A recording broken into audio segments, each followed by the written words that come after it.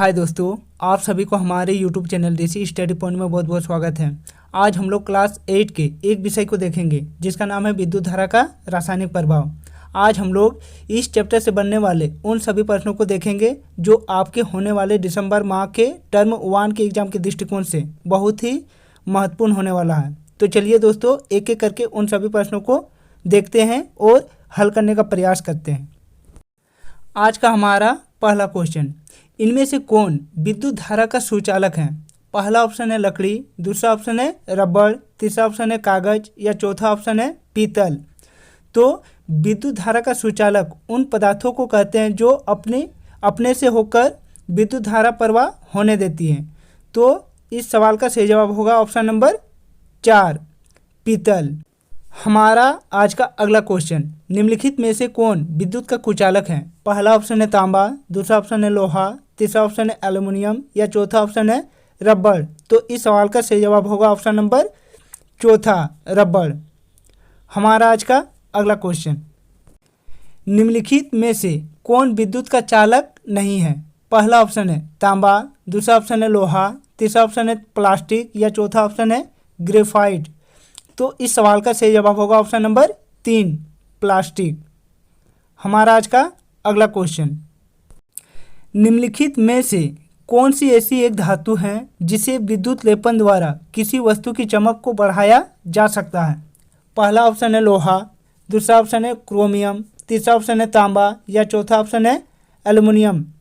तो इस सवाल का सही जवाब होगा ऑप्शन नंबर 2 क्रोमियम। हमारा आज का अगला क्वेश्चन, निम्नलिखित में से कौन सा घोल विद्युत का सुचालक है? पहला ऑप्शन है नींबू का रस, दूसरा ऑप्शन है नल का पानी, तीसरा ऑप्शन है सिरका या चौथा ऑप्शन है खाद्य तेल। तो हमारा इस सवाल का सही जवाब होगा ऑप्शन नंबर 1 नींबू का रस, जो विद्युत का सुचालक है।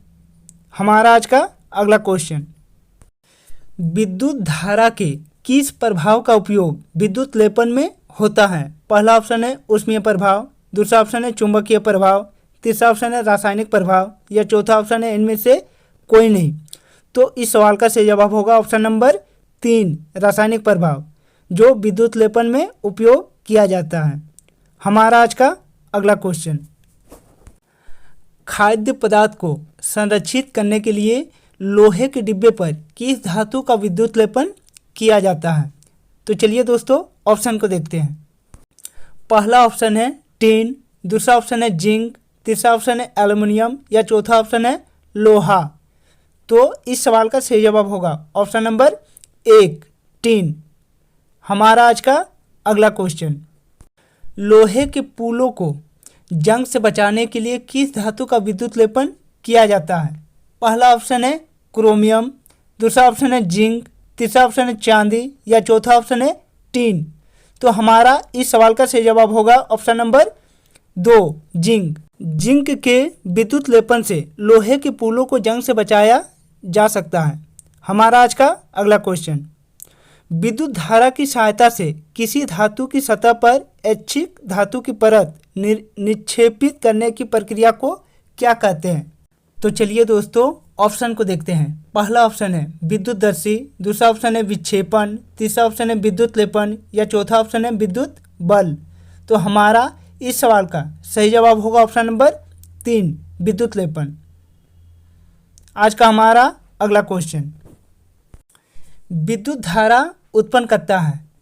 पहला ऑप्शन है केवल ऊष्मीय प्रभाव, दूसरा ऑप्शन है केवल रासायनिक प्रभाव, तीसरा ऑप्शन है केवल चुंबकीय प्रभाव या चौथा ऑप्शन है ऊष्मीय प्रभाव, रासायनिक प्रभाव, चुंबकीय प्रभाव।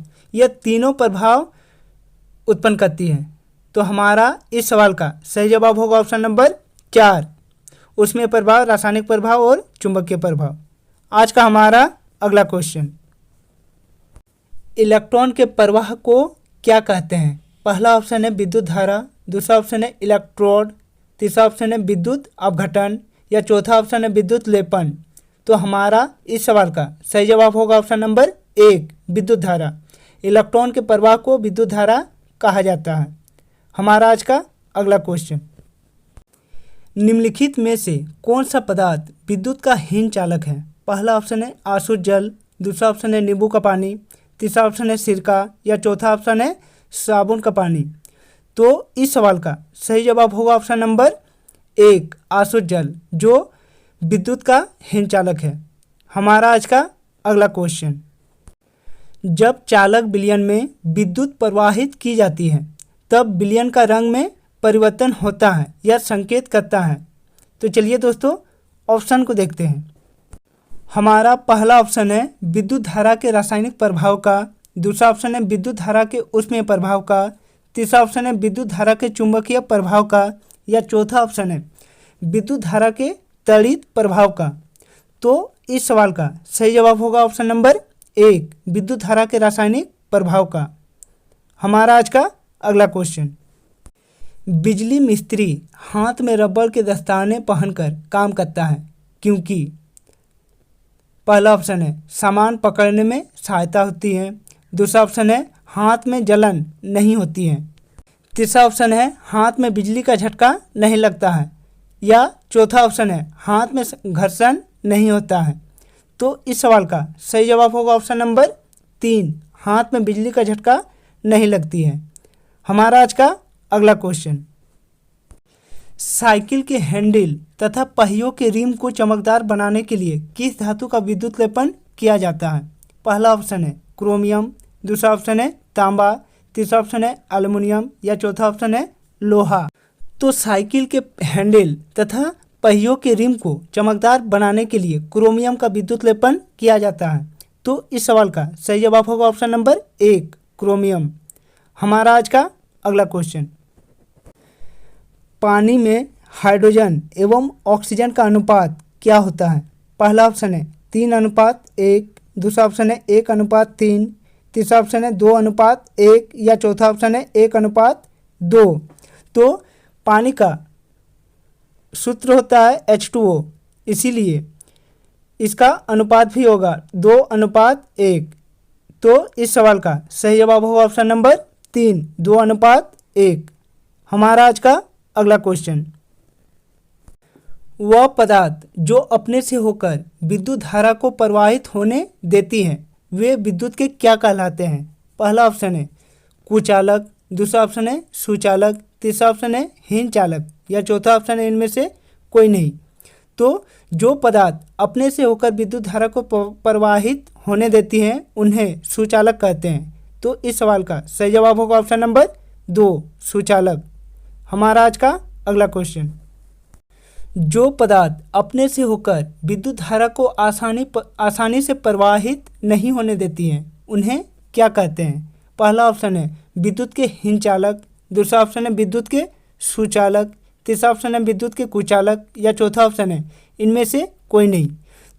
तो जो पदार्थ अपने से होकर विद्युत धारा को आसानी से प्रवाहित नहीं होने देती है उन्हें विद्युत के हीनचालक कहते हैं। तो इस सवाल का सही जवाब होगा ऑप्शन नंबर 1 विद्युत के हीनचालक। हमारा आज का अगला क्वेश्चन, एलईडी का पूर्ण रूप क्या होता है। पहला ऑप्शन है लेजर उत्सर्जक डायोड, दूसरा ऑप्शन है प्रकाश उत्सर्जक डायोड, तीसरा ऑप्शन है तरल उत्सर्जक डायोड, या चौथा ऑप्शन है लेजर उत्सर्जक प्रदर्शन। तो इस सवाल का सही जवाब होगा ऑप्शन नंबर 2 प्रकाश उत्सर्जक डायोड। इसे इंग्लिश से लाइट इमिटिंग डायोड भी कहा जाता है। हमारा आज का अगला क्वेश्चन, सल्फ्यूरिक अम्ल का रासायनिक सूत्र क्या होता है। पहला ऑप्शन है H2SO2, दूसरा ऑप्शन है HSO4, तीसरा ऑप्शन है H2SO4, चौथा ऑप्शन है HNO3। तो इस सवाल का सही जवाब होगा ऑप्शन नंबर 3 H2SO4, जो सल्फ्यूरिक अम्ल का रासायनिक सूत्र है। हमारा आज का अगला क्वेश्चन, निम्नलिखित में से कौन सा द्रव विद्युत का चालन करती है। पहला ऑप्शन है नींबू का रस, दूसरा ऑप्शन है सल्फ्यूरिक अम्ल, तीसरा ऑप्शन है 1 और 2 दोनों, या चौथा ऑप्शन है इनमें से कोई नहीं। तो विद्युत का चालन नींबू का रस और सल्फ्यूरिक अम्ल दोनों करती हैं। तो इस सवाल का सही जवाब होगा ऑप्शन नंबर 3 1 और 2 दोनों। हमारा आज का अगला क्वेश्चन, अम्लीय जल से होकर विद्युत धारा प्रवाहित करने पर जल से हाइड्रोजन एवं ऑक्सीजन गैस का अलग होना क्या कहलाता है? पहला ऑप्शन है विद्युत धारा का उसमें प्रभाव, दूसरा ऑप्शन है विद्युत धारा का चुंबकीय प्रभाव, तीसरा ऑप्शन है विद्युत धारा का रासायनिक प्रभाव, या चौथा ऑप्शन है इनमें से सभी। तो इस सवाल का सही जवाब होगा ऑप्शन नंबर 3, विद्युत धारा का रासायनिक प्रभाव। हमारा आज का अगला क्वेश्चन, विद्युत अपघटन का उपयोग निम्नलिखित में से किन कार्यों में किया जाता है?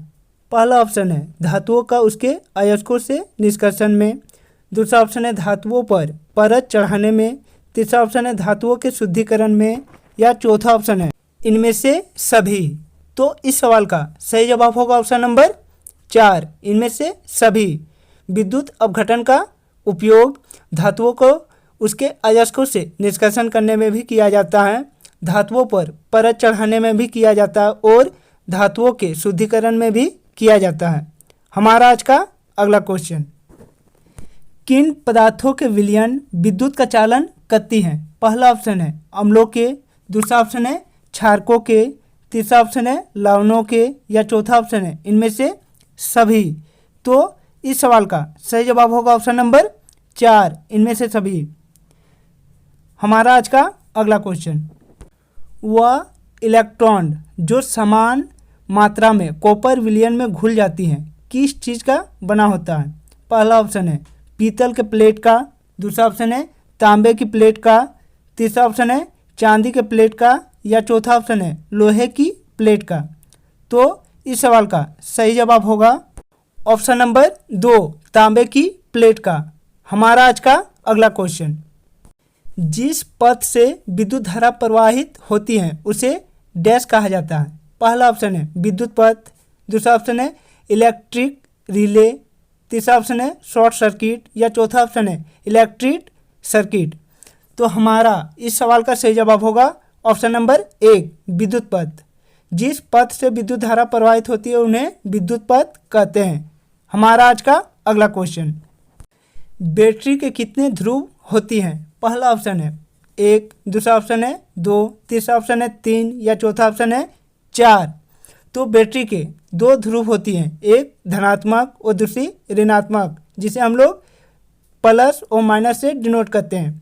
तो इस सवाल का सही जवाब होगा ऑप्शन नंबर 2। हमारा आज का अगला क्वेश्चन, यदि आप कॉपर सल्फेट के विलयन में धारा प्रवाहित करते हैं तो कॉपर बैटरी के डैश टर्मिनल से जुड़ी प्लेट पर जमा हो जाती हैं।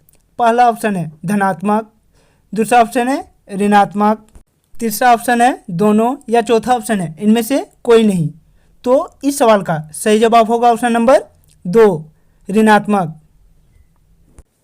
तो दोस्तों, यदि आप लोगों को आज का हमारा यह वीडियो अच्छा लगा हो और आप लोग हमारे इस चैनल में नए हैं तो हमारे इस चैनल को सब्सक्राइब कर ले और बेल आइकन को दबा ले, ताकि हमारे इस चैनल में जब भी कोई नया वीडियो अपलोड हो आप तक नोटिफिकेशन सबसे पहले पहुंचे। और हाँ, यदि आप लोग हमारे टेलीग्राम चैनल से नहीं जुड़े हैं तो हमारे टेलीग्राम का लिंक डिस्क्रिप्शन में दी गई है, हमारे जल्दी से जल्दी जाए और हमारे टेलीग्राम चैनल से जुड़ जाए। तो चलिए दोस्तों, और एक नए वीडियो के साथ फिर मिलते हैं, तब तक के लिए बाय।